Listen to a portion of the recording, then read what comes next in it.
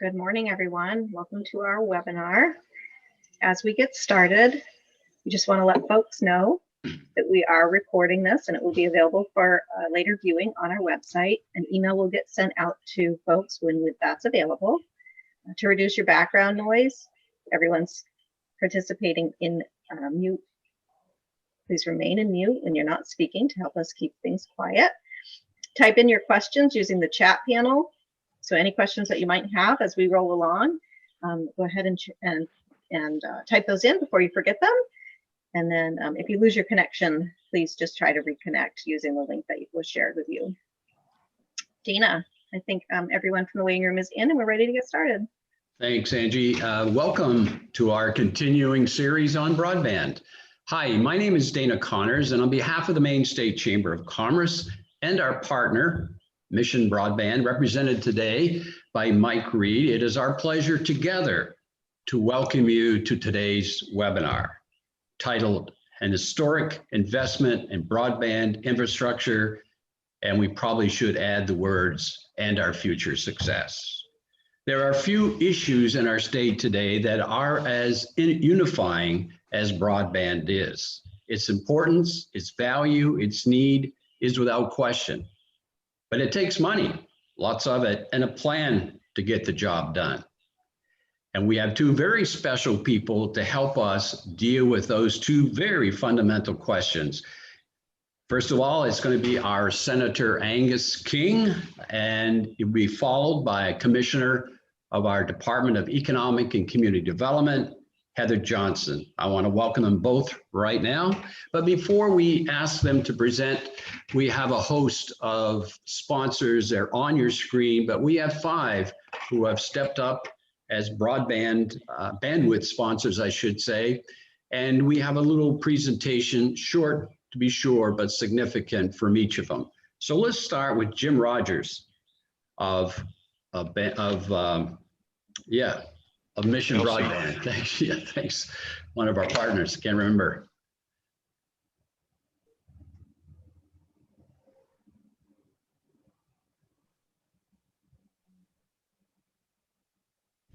Good morning. I am Jim Rogers, President of Mission Broadband. I am very pleased and honored to have Mission Broadband join the Maine State Chamber of Commerce in hosting Senator King and Commissioner Johnson to discuss the critical topic of broadband for our state. Mission Broadband is a company within the ProInfonet family of companies that I began in 1995 as independent technology consultants. For the past 25 years, ProInfonet has provided superior consulting services to its clients across the United States. Today, we are the managing agent for the New England Telehealth Consortium, providing support to nearly every healthcare provider in Maine, New Hampshire, and Vermont. NETC was established to help members maximize available federal funding, and during the past 15 years, we have secured over $100 million in federal funding for the NETC members. In 2013, I expanded the assistance to healthcare providers by creating Health Connect Networks. Health Connect Networks assists healthcare providers in 22 states maximize available federal funding to bring much-needed telehealth connectivity and dependability to over 2,500 locations across the country. 2 years ago, I started Mission Broadband to assist municipalities, providers, and other government subdivisions expand critically needed broadband for their areas. Our efforts include coordination of public-private partnerships, locating funding opportunities, and in some cases, assisting the entity in building a broadband network. Every community is a bit different with their technology needs or their economic outlook, but one thing is clear: we all need to work together to improve broadband. Our Bangor-based team has provided superior consulting services to its clients across the United States with many years of industry experience performing broadband network consulting, feasibility studies, design, build, implementation, and project management. Thank you again to the Maine State Chamber of Commerce for hosting, and to all of you for joining this important event. Thank you, Senator King, for all your efforts to secure funding and continuing to place Maine first. And thank you, Commissioner Johnson, for your guidance and leadership for our state. And thank you, Jim. Good morning. Now let's also hear a few words from Sarah Davis of Consolidated Communications. Sarah?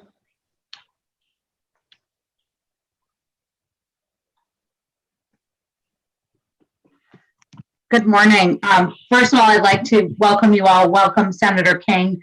Welcome Commissioner Johnson. This is a historic time for Maine and a historic time for broadband in Maine. And Consolidated Communications is a large part of that story as well. We have an experienced team of 3,400 employees. We have a 23-state fiber network. We are a top 10 fiber provider, and we are committed to the state of Maine. We have significant announcements and significant investments in the state of Maine currently for broadband. With the assistance of a capital investment, Consolidated has committed to investing $224 million in the state of Maine over the next 4 years, beginning in 2022, to upgrade 450,000 locations to 1 gig fiber, including over 4,000 miles of new fiber placed in the ground. This will be a significant investment and provide 1 gig service to areas in the most densely populated portions of Maine. Additionally, Consolidated engaged in the Rural Digital Opportunity Fund, the FCC's program to help expand broadband in Maine. Consolidated was awarded $31 million in the state of Maine, which will help upgrade 11,000 of the most rural locations in the state with fiber to the prem 1 gig service. Additionally, Consolidated is engaging in public-private partnerships with towns in the state. We're excited to hear from the senator and from the commissioner and learn more about how we can be a part of the broadband story here in Maine. Thanks, Dana.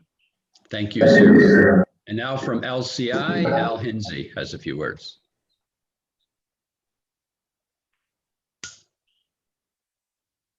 Sure, my presentation is up. Yes. There it is. There we go. Great. Thank you. And thank you for having us.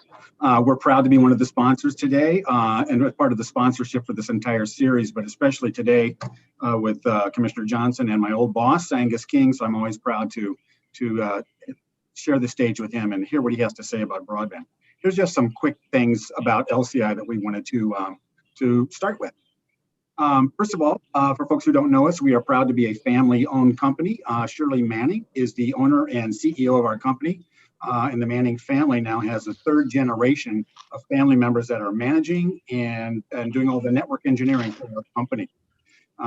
We're part of the LTC family of companies. That includes LCI Fiber, but also Lincolnville Telephone Company and Tidewater Telecom. Our headquarters are in Noblesboro, Maine. We have about 30 central offices throughout our footprint, but our main headquarters is right in the heart of Mid-Coast Maine and Noblesboro, where our 50 employees work out of that area. Plus, that's where we also manage all the contractors that we use for many of our larger projects. I like to show the footprint of who we are. A lot of people don't know who we are. So we really are. Our network spans from Bangor all the way to Freeport.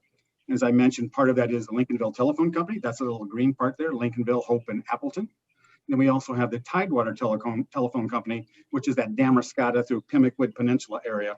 And the rest of that footprint is our LCI fiber optic network, where we're providing fiber optic network to many communities throughout that area. We're proud to be part of that a substantial fiber optic backbone all along the mid-coast area for Maine. And as you can see on the map here, that is our network from Bangor all the way to Freeport, where we own and operate thousands of miles of our own fiber optic network, including transmission line and loop fiber. And we're in all of these communities providing fiber optic network services to businesses and residential customers throughout the mid-coast, and all of these towns and many more in between. Okay, this is my last slide. And I love this picture. And I love this picture because it was taken by a young mother who was out for a walk with her son last November in a very rural part of Union, Maine. And they were excited to see our line crews were putting fiber optic network up in their community. So the mother took a snapshot of that and sent me the picture. And I think this picture represents exactly what today is about and what we're going to be hearing about today. This little boy, I think is 1.5 years old in this picture, he's going to grow up with a gigabit accessible at his home in one of the most rural places in Maine. And he's going to think that it's always been that way. And it's going to be his kind of birthright. And I think that's what we're all about in terms of making this progress go forward. And we'll hopefully hear more about today from both the commissioner and the senator. So our goal as a company is we're committed to 100% fiber to the home in all of those communities that I showed you on the map where we have that are in our footprint. And how do we do it? We do it by investing millions of dollars of our own capital combined with Connect Maine grants. We are a huge supporter of the Connect Maine grant program. We're just now completing our 18th successful Connect Maine grant. Bremen, Maine is going to become a 100% fiber to the home community right here in Midcoast, Maine when we're done with that one. We also partner up with federal grants, and you combine our own capital with federal grants. Last fall, we were fortunate enough to receive $2.6 million from the CARES grant, which allowed us in just 2 months' time to be able to build 103 miles of fiber optic network in some of the most rural areas in Maine. Part of it's in this picture on the screen. And finally, we partner with communities. We look for innovative solutions working with each municipality. It's our experience that no two towns, and I think everybody agrees with this, no two towns in Maine are alike. There are no cookie cutter solutions for each of these municipalities. So it's incumbent upon private providers like LCI to work for innovative partnerships with these municipalities to make it work. And that's what we're doing. So our goal is to do that 100% fiber to the home communities. And we do that one town at a time, one road at a time, and one family at a time, and really one little boy at a time too. So that's it. I thank you for giving me this opportunity to help everyone learn a little bit more about LCI, where we're connecting Maine to the future. If you'd like to learn more about us, go to lcifiber.net. And thank you again for letting us sponsor. And we look forward to hearing from the Senator and the Commissioner. Thanks. And from Hydro-Quebec, another sponsor is Lynn St. Laurent. Lynn? Yes, Dana, thank you to the State Chamber for the opportunity to speak today for a few moments. I'm Lynn St. Laurent from Hydro-Quebec. We strongly believe that expanding broadband can be the catalyst for a vibrant economy. That's why our partnership with Maine around the New England Clean Energy Connect includes a $15 million investment, including $10 million from Hydro-Quebec to expand broadband into Western Maine. And with $1 million already been given to this broadband expansion fund, the Clean Energy Corridor, we hope will help provide permanent high-speed broadband internet to 40 rural communities in Maine. And at a time when internet access has become essential for work, for school, connecting with friends and family, expanded broadband service from the Clean Energy Corridor, we hope will keep Maine moving forward. So thanks again for the Chamber for hosting this important discussion. And if you have any questions or need more information about the project or Hydro-Quebec, do not hesitate to reach out to me. So thank you again for having me. Merci beaucoup. Thank you, Lynn. And lastly, but not the least, is from AARP is Japheth Els. Japheth? Good morning, Dana, and thank you so much. I'm happy to be here. We are thrilled to be at the table. Often we're sort of given an interesting look for AARP showing up at a table all about technology and expansion of infrastructure. But we know that we've got more than 200,000 members here in Maine, and many of them are disconnected and on the wrong side of the digital divide. In fact, obviously, with the last year of the pandemic, it has revealed that digital divide even greater. One of our biggest concerns is the affordability piece. If internet and broadband high speed is not affordable, it's not accessible. And we have many members who are living off of Social Security checks or a small pension enabled in order to stay connected and get what they need. Obviously, we've spent far more time on the information superhighway in the last year than we have on our traditional highways. And so we are proudly supporting the broadband bond here in Maine, as well as other legislation that will help expand the infrastructure needed. This is an issue that we are continuing to track. You'd be surprised, but many grandparents have noticed that they need to have their homes fully connected if they want to see their grandkids, so their grandkids can connect to the educational resources in schools that now has become an everyday piece of life. So we're going to be continuing to look forward to engage on this issue. We know that many of our members are growing in their education around it and understanding sort of what they need to get done and what the state needs to do to help them get more connected. So thank you to the Maine State Chamber for hosting this series. It has been fabulous, and we hope the conversation continues over the next year. Thank you, Japheth, and thank to each of you who have presented at this time, and we thank you for your support. By way of welcoming Senator King and to introduce him to anyone who I can't possibly imagine doesn't already know him or of his service, but for those of us who do, know that he has always been on the leading edge of need and value of the internet and technology. It seems like yesterday, Senator, that I think it was 20 years ago, which is not yesterday, but you introduced as governor the laptop initiative that we all come to know as providing access computers to all the 7th graders. It was a challenging time financially. It was an innovative idea. As a matter of fact, I think you and I recall that the skeptics called it an historic mistake. Well, how times have changed, because people soon realized how innovative, and other states across the nation came to you with the idea of how to implement the same thing in their state. Well, today, that persistence and that persuasion that you used to convince the legislature that it was a good idea has surely brought to us that same opportunity by way of what that $120 million will do to help move us forward. So we welcome you, we thank you for that, and we're anxious to hear how you pull the magic to pull all of that together. Well, Dana, it's great to be with you. And I have to say, for those who are joining in, this is the first meeting I think I've ever been in with Dana that I've had a tie on and he hasn't. So let the record show this is a historic day for me anyway. But it's interesting, Dana, you started out mentioning the laptop project. And one of the things that made that happen, that allowed it to happen, was that we already had in place the main school and library network. Yes. So if that hadn't been in place, the initiative to put the digital devices in the students' hands, which by the way now is pretty universal from 7th through 12th in most schools in Maine, we couldn't have done that. So that underlines the fact that the network is a basic building block, and it's a pretty commonplace observation that the pandemic has really underlined this. There were many areas in Maine where the kids couldn't connect with their schools remotely and couldn't continue their education. And the Maine Department of Education did a heroic job of getting hotspots and finding ways to get those kids connected. The same thing goes, there was a massive expansion of telehealth during the pandemic. And when I say massive, from thousands of visits a week to millions across the country. Many of those visits involving seniors. And then finally, imagine for a moment if we had had this crisis that we just went through without any network, where we would have been, because people couldn't work from home. I mean, it's the economic catastrophe would have been times 2 or 3, but for the availability of the network in certain areas of Maine.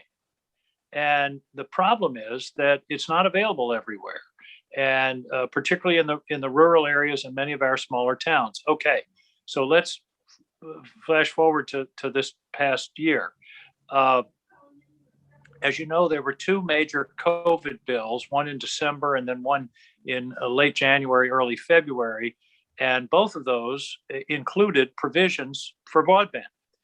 The one in December was more about affordability and some infrastructure work.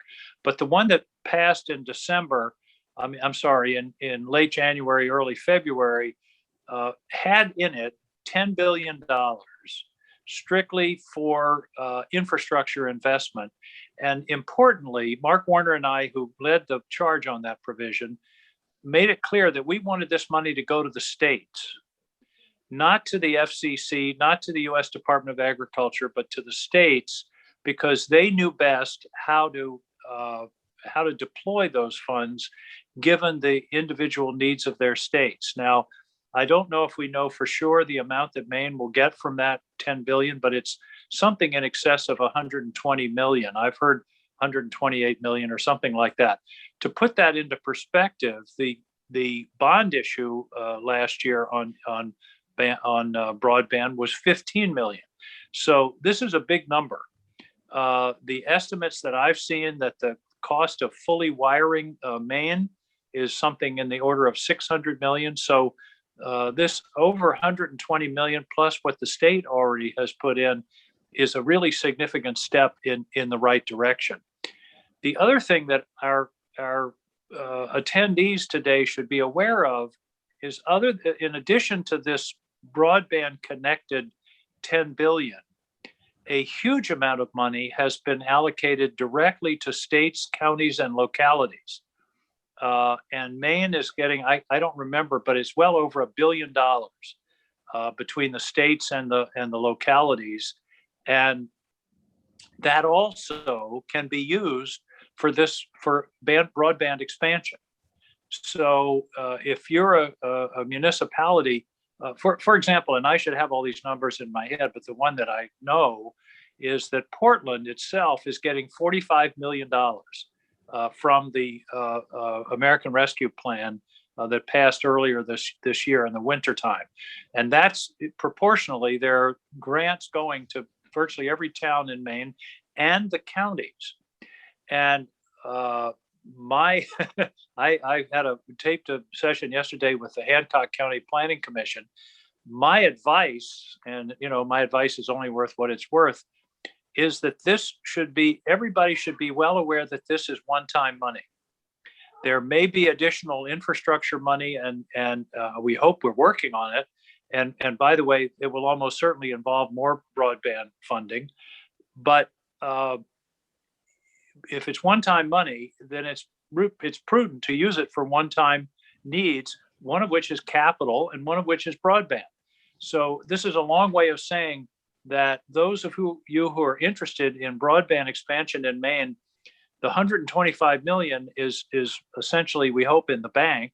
But then there's an opportunity working with your communities or your counties or the state to generate additional funds for projects across the state. So I'm delighted that Heather Johnson is on, and she's going to talk about how the state views the implementation of this. But this really is a historic moment. This is the stars aligning. And I believe that this is a historic opportunity for Maine, because here's my theory of the 21st century. For the first time in human history, because of technology, people can work where they live instead of having to live where they work. That's a world historic change. But that change can only occur if you have broadband and if it's virtually universal. And of course, we all know that the rural areas of Maine have suffered economically in recent years, the decline of some portions of the paper industry, movement of people to urban areas. And the expansion of broadband is an opportunity to change that, to create economic opportunities wherever people live. For example, rather than, begging and pleading and incenting and tax incentives for Amazon or Google or somebody to build a big facility in Maine, why don't we go to them and say, you can have 300 to 500 really good employees. They're going to be in their homes in Piscataquis and Somerset and Franklin and Hancock counties or Aroostook County. And you don't have to build a building. You don't have to worry about all the overhead. We can give you good people, but we have to have broadband in order for that to happen. So that's why I think this is so important, starting with kids connecting with schools, seniors with telehealth, but more fundamentally and more long-term, people being able to work remotely all over the country. And that's why we have to seize this moment. So I'm proud to be engaged in this. As many of you know, I have people on my staff, Adam Lackman here up in Maine, who's really engaged in this full time. And one of the things I think I think it was Alan said, there isn't a one size fits all solution here. But I'm also excited about the municipalities getting involved and having building the infrastructure, and then having the ISPs, the content deliverers, compete using that infrastructure to compete for customers. That will help to control prices and ensure accessibility in terms of income. So I just couldn't be more excited about this. This is something I've been working on ever since I got to Washington. In fact, the very first, I went back, I thought I remembered this, the very first op-ed I wrote when I started running for the Senate in 2012, it appeared in the Portland paper, I think in September of 2012, was about broadband. And I said, this is the rural electrification of the 21st century, and we have to be sure that it happens. And I've been, plugging away with the Rural Broadband Caucus in the Senate, and this is our moment. So I guess that's appropriate. I don't know if you want to do the introduction, but what I feel like saying now, Dana, in more ways than one, is take it away, Heather. Yeah, well, before you totally take it away, and I'm used to Senator King one-upping me all the time, whether it's what I wear or what I try to say.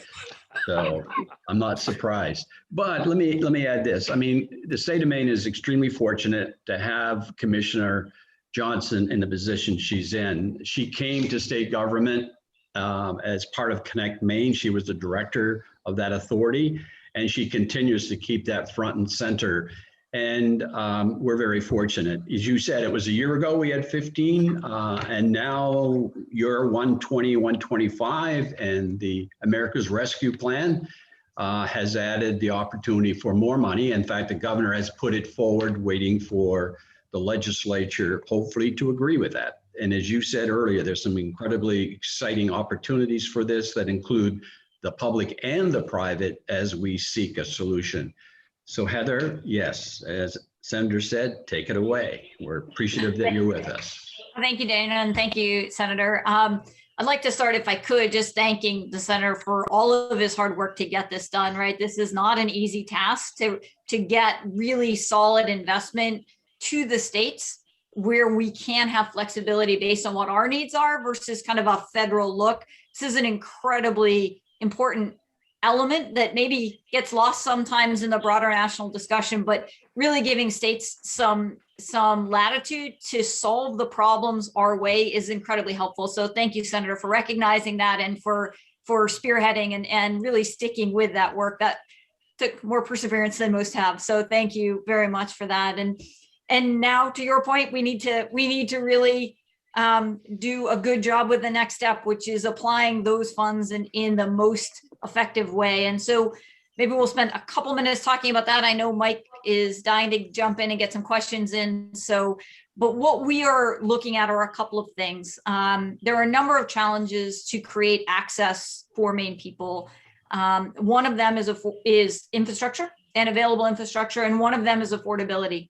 And we think one of the things we're going to do as we move forward is try to look at them in a connected way. There is an opportunity to reduce the affordability gap with the investments we make on the infrastructure. And so we'll look at those hand in hand as we partner with communities and the private sector on this expansion work. We think it's critically important to make sure that access is inclusive and universal and very equitable as we move forward. And so this will give us a chance to think about, as we make the capital investments on the front end, how we reduce operating costs so that we can make affordable access, particularly to the people who need it. Right now, there is a federal program that is supporting monthly subscription rates. We think that's difficult to sustain over the long haul. And so we feel like it's our responsibility to tackle that on the front end, as opposed to kind of constantly trying to solve that on the back end. So I think those are a couple of key pillars of things that you'll see.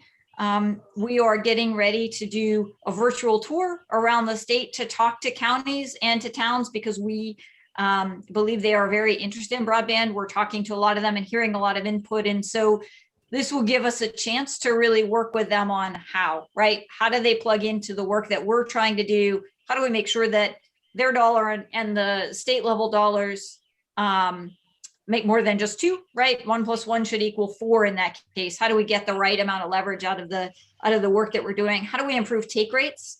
How do we understand what is already covered and not already covered? as a state, we are very fortunate because we have providers that will come to the table and have meaningful and valuable discussions with us about some of these key challenges. And so again, that's a little bit different than in a lot of other states. And so that's why having money at the state level to do this work is really important. So we've got priority markets that haven't been covered. We are in the process where we just signed a contract with Vetro Mapping. Many of you may know Vetro Mapping. Will Mitchell in Portland has built a platform, a knowledge platform that is being used across the country and across the globe. I think the last document I saw that he sent has 200 countries using this tool as well. And it's an asset that helps us understand what infrastructure is already there, how it's being used, where is there a gap in kind of backhaul or middle mile fiber that needs to be solved that's creating kind of cost issues. And it also helps with some estimating around the cost for new projects. All of that will help us work more closely with communities and give them information as they're working with providers. And it will help us as well as we have those discussions. So I think this funding, right, opens up the opportunity for us to take a much more proactive approach to broadband expansion. It's no longer kind of just reacting to people who have put projects together, right? Those are important and will still happen. But this new funding allows us to be much more proactive and build it like you would build it in a most efficient way. So we are looking forward to that. The governor, in partnership with Senator Bennett and Representative Berry, have put forward an amendment to a bill that will create the new Maine Connectivity Authority. As part of that, one of the key pieces is being able to have lots of different financial tools to address these key questions and key challenges that we have that potentially can give us recurring revenue streams. So, you know, can you use patient capital instead of grants, right? Can you do a 3-year, no interest, no payment loan and have that work for a provider, because at that point, the return will make sense. So it gives us a lot more tools to be able to work closely with our providers, make sure that it's a package that works for them. Certainly that they have a set of needs that need to be met. You know, as state and local municipalities, we're going to try to make sure the social impact needs are being met and find that balance at the place where we can get the most leverage. So Dana, maybe we go to questions. I think the rest will get covered probably by questions. I think that's a great idea, and it's my pleasure to turn it over to our partner, Mike Reed of Mission Broadband. And Mike, as they say, you can take it away. You're on mute, Mike.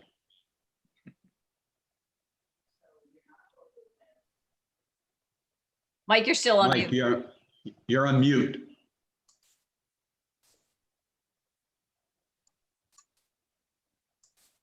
Mike. I just made a very great speech and it was very complimentary to both of you, and I probably am not going to do it again.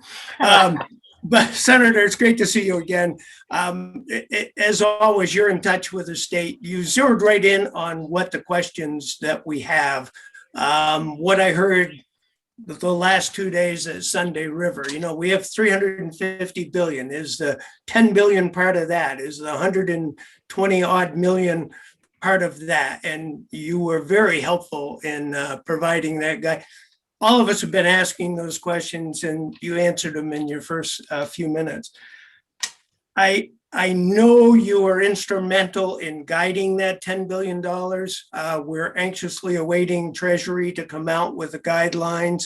If there's anything further you'd like to comment on your view of what those guidelines should be. I know some of us in the state filed with Treasury, kind of supporting your ideals. If you'd like to comment on any of that, again, you're instrumental in driving that amount.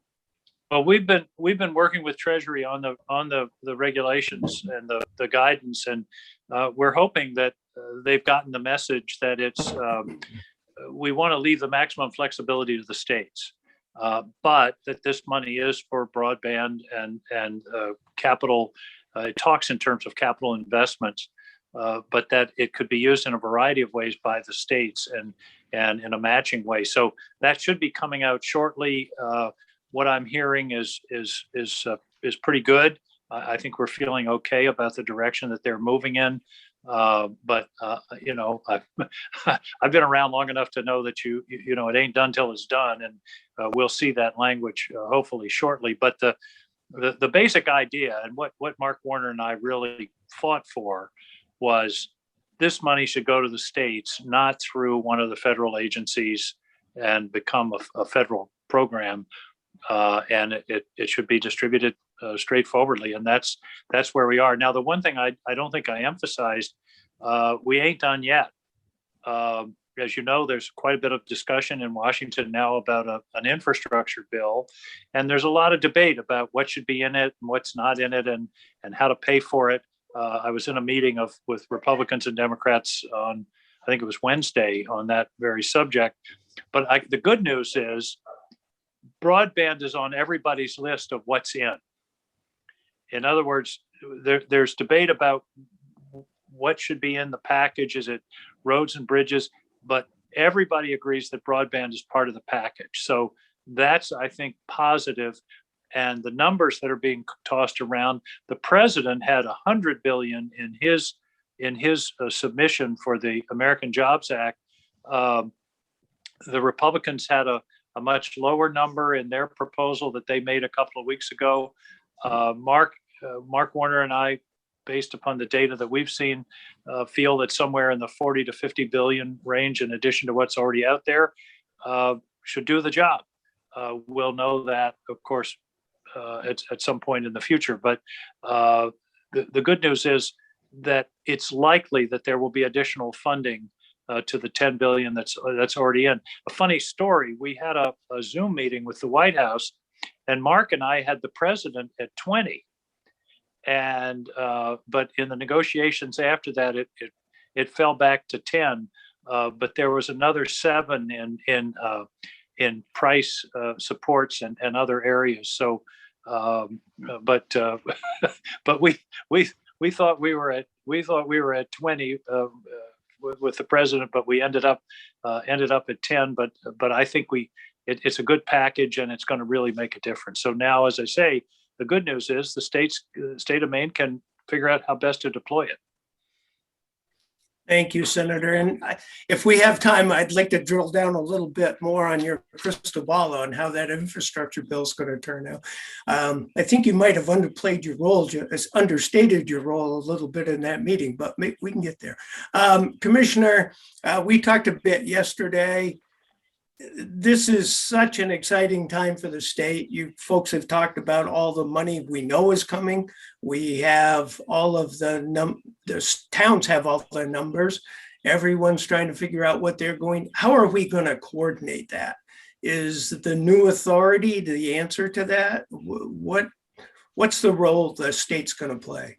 Yeah, thanks, Mike. I think this coordination is critical because we need to make sure that we are getting highest and best value right out of local money, county money, and state money. And as we talk to municipalities, I think they're like, we are interested in broadband. We want to help solve this broadband problem.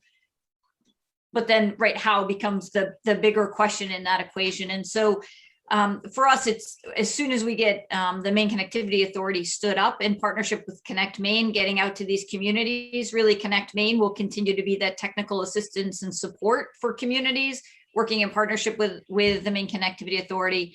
So yeah, I think we need to get out, talk a little bit about what the process will be. First, we have to finalize the process or develop all of the details of that process. I think that will be ready in mid-June is what we're looking at. As soon as the legislature approves the authority, we will be ready to kind of get out and have that discussion with communities. So right now we are trying to set that kind of mid-June timeline with folks, that's when we'll kind of be out in communities having these discussions and trying to align those partnerships. Mike, there's one other piece of this that I wanted to mention, and it hasn't come up thus far, and that is bonding authority. As far as I'm concerned, this is a 20, 30, 40-year asset analogous to a road. And we want to be sure, and I know Heather's aware of this, we want to future-proof this investment. We want to make these 100 up and 100 down if possible, fiber to the home if possible, given other limitations in the geography. But But this is something that a municipality could choose to bond and then lease the backbone to the private sector and retire the bonds in that way. But it's important to realize that this doesn't have to be an entirely a cash transaction, because this is a long-term asset, just as other assets that the towns are acquiring. So that's a third avenue of financing that I think has to be part of this discussion. Yeah. And I just want to remind everyone, please put your questions in chat. I know Ben sent out a note. We don't want to pass up this opportunity. We have these experts. Commissioner, I just need to drill down a little bit more on the authority. As the bill is written now, does it give the authority to coordinate this money? I mean, towns are going, well, what do I do now? Do I go through Connect Maine? So do you envision the authority is going to give us the ability to expedite the funding that's coming right now? Or, sometimes authorities take a while to set up. So there's a little apprehension. Yeah, so thanks, Mike. The authority itself, right, and what's in statute is one piece of it. I think the operational mechanism is a separate piece. So those are two pieces that right now we're working in parallel. One of the reasons that we left the Connect Maine Authority as a standalone division of the Maine Connectivity Authority is the Connect Maine Authority can continue to operate and do their good work, and it doesn't bog down that work as we move into this new entity. So the goal for the Maine Connectivity Authority is to have the basic operational elements prepared in alignment with the legislature approving the authority and that statute. So the goal would be operationally functional by the end of June, assuming the legislature approves it. If the legislature doesn't approve it, then we'll need to kind of regroup and move forward. But so far, we're getting very good bipartisan support, so we feel good about that. I don't think, Mike, to answer your question, this is a long stand-up piece, right? This is work that people know how to do. A lot of it is work that will still need to be done at a consultant level because it is very targeted expertise in different points in the process. So we're going to map out the process for that and then figure out how each piece of that work happens. We have a working team that will start their work next week and an advisory group. So if people want to be on either of those, just let us know. There's certainly, the working team is a fairly small, intended to be nimble and carrying the heavy load. The advisory team is intended to be weighing in on kind of key elements. Thank you. We do have some questions. Give me a second here. Does the leadership anticipate any funding for the deployment of application in areas like healthcare to best use the new connectivity? Well, I can take a stab at that. As you know, Mike, during the pandemic, there were a series of temporary waivers of rules around telehealth, particularly in Medicare. I'm pushing really hard to make those permanent. We've learned it works. I hear from providers, they have a lower no-show percentage, which is good for them. People make their appointments. The appointments are effective. We've found in the mental health field that it can be very effective because people are more comfortable than going into an office, and there's a stigma thing that we're trying to overcome. So it's been very effective. So we want to be sure that the compensation is right for telehealth visits, including telephone, so that it makes sense for the providers. But I think we've crossed the Rubicon on telehealth, and we're going to see a huge expansion. Now, there are some things that have to be dealt with. Cross-state licensing is one of them. Can you consult with a doctor in another state? Do they have to be licensed in Maine, or how are we going to do that? So there are some issues that have to be dealt with. But yeah, the answer is yes. I think we're going to see a substantial expansion in telehealth, and it's all to the good in my view. Commissioner Johnson, did you want to comment on that, or? Yeah, just to follow on from what the senator said, I certainly, we are going to actively work on digital literacy and on access, to follow in how do people have equipment? How do we have maybe local rural options for people to do telehealth with experts, other things like that, that really can come into play and support local rural communities and not have to necessarily be just in people's homes, but have other options. So I think that flexibility allows people access to services that they need across the state, which is really important. We have a question from Blue Hill Peninsula, and I'll paraphrase, but they're just, how can we best move the county our funding toward broadband? And I think you both have addressed that, but that does kind of bring to question a community select board meeting. We know we have $450,000 coming. Is there any advice that will be disseminated from the state, Commissioner, to say to communities, Hancock County Planning Commission, sit tight, we're coming, we're going to provide guidance, or everyone's anxious and we really don't have a long window. When we start talking about ordering fiber optic materials and finding people to do the work and getting networks built, we are not going to pass up this opportunity. It's just how are we going to work together so we don't. So is there any advice to any of our members or the towns they live in on what they should be doing now, right now? Yeah, so I think it's a good point that we ought to have more of a playbook so that it's more clear, right? And it's more, maybe we're communicating that playbook a little bit more clearly, because I think, right, there is a thought about how this will work from a process and operational perspective. And as we talk about it at Connect Maine meetings and other places, it's clear that maybe that message isn't getting out as far as it needs to. And so that's a good takeaway for us, Mike, to work on. Mike, I think there are some models around the state, and I think to check in with Connect Maine and other areas up in Washington County. Danny Sullivan has a really interesting project up in around the Calais area.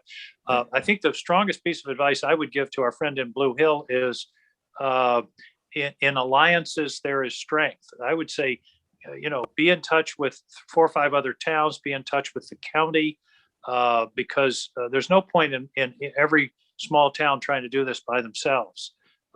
It's a common problem, and it's much better if you have 4 or 5 working together on a project. And so that would be my immediate suggestion, would be to be in touch with the county, with the Hancock County Planning Commission, and assemble a coalition.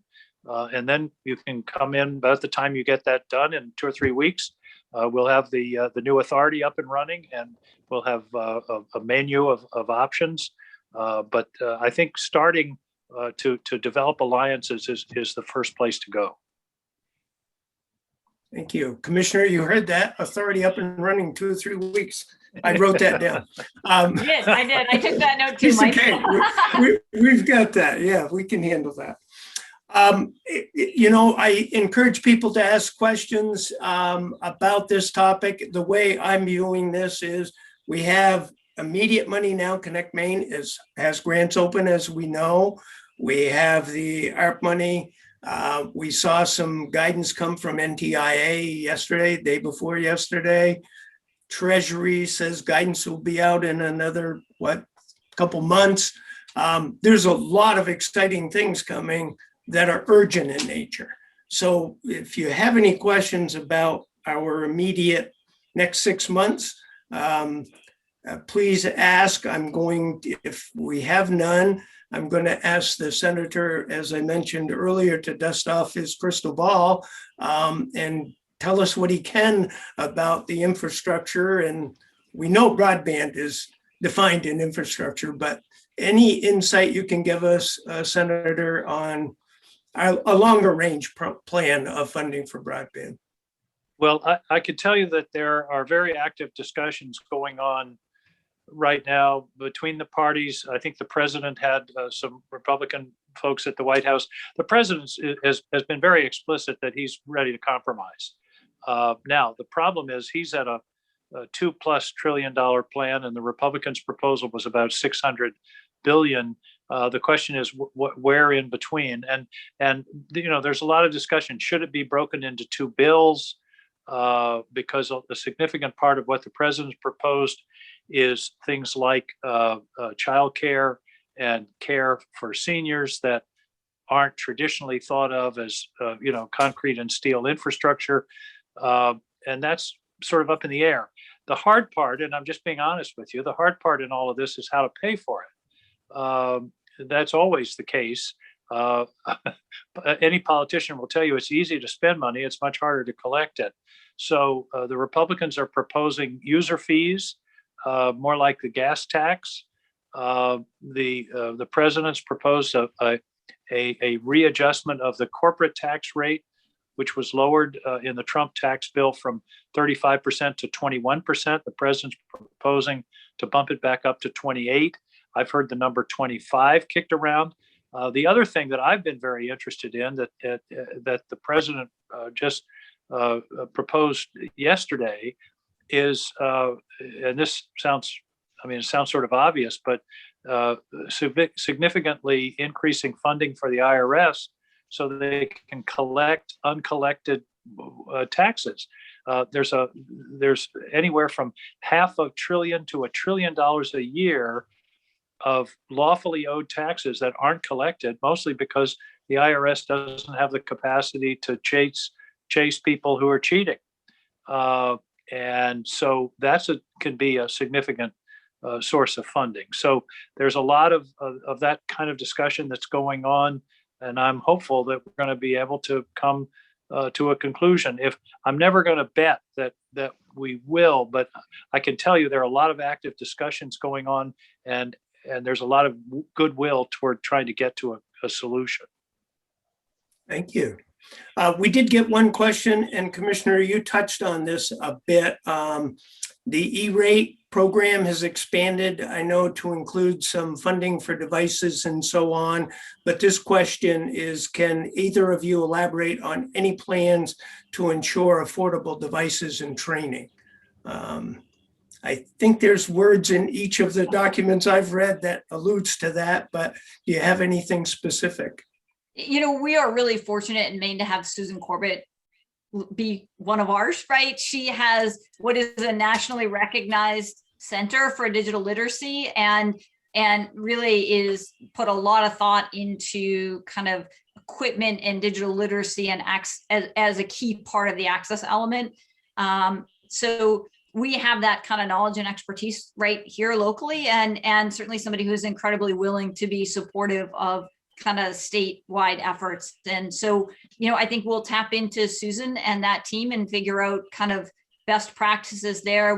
We have a number of things going on, certainly a lot of school systems this year expanded Senator King's original laptop program. So students kind of across the age band now have access to equipment. So there's more there. I think we come at it lots of different ways. But there's certainly a lot more to be done there, Mike.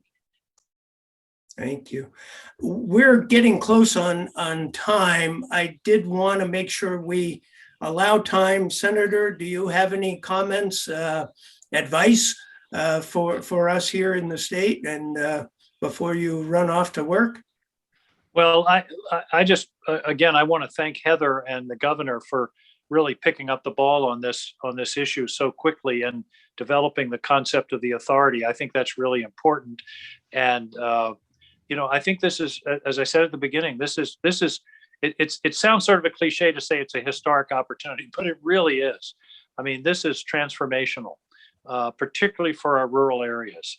And because we have so many municipalities, 496 towns, it's going to take collaboration, and it's going to take towns working together and working through the counties and the new state authorities. So what I'm really hoping that we're going to develop some good models, some templates, a playbook, as Heather mentioned, to be able to take advantage of this opportunity. And also, as I mentioned, I'm hopeful that the 10 billion, which is turning into over 120 million here in Maine, can be increased in the reasonably near future in a major infrastructure bill. So let's go forward. And I think finally, I want to be sure that we keep in mind equity, that this is really about connecting people, and affordability is also part of that. And I agree with Heather. If we're talking about simply subsidizing people's rates, that's not sustainable in the long run. We want to develop a system that involves competition, involves access, open access, and let the market control the rates. And I think that is in our long-term best interest. So an exciting time. And I just want to end by saying I'm here to do whatever I can to help. And if people have questions or suggestions, be in touch with me, my office in Washington. I think broadband expansion in Maine is it's certainly my number one infrastructure priority. And it's something that has just such great opportunity for the state. So thanks, Mike, and thanks, Dana, and thanks to everyone who's working so hard to make this happen. Thank you, Senator. Yep. Commissioner? Yeah, please. Sorry.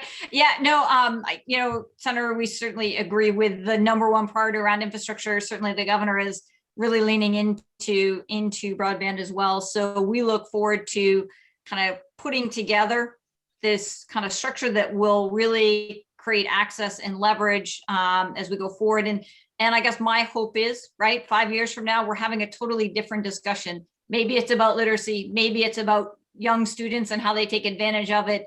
But this is an opportunity for us not to have this discussion again in 5 years if we do it right. And that to me is what's historic about this. So thank you again, Senator, for your all of your work to get this to us. Hey, Mike, I know you're going to close it out, but on behalf of the business community, before you do that, I think today's webinar, more than anything else, shows how fortunate we are to have the two of them in the positions they are in, and how grateful we all are for the leadership that they have shown us and continue to show us on this most important issue for people, but also for our economy. So thanks to both of you. Mike?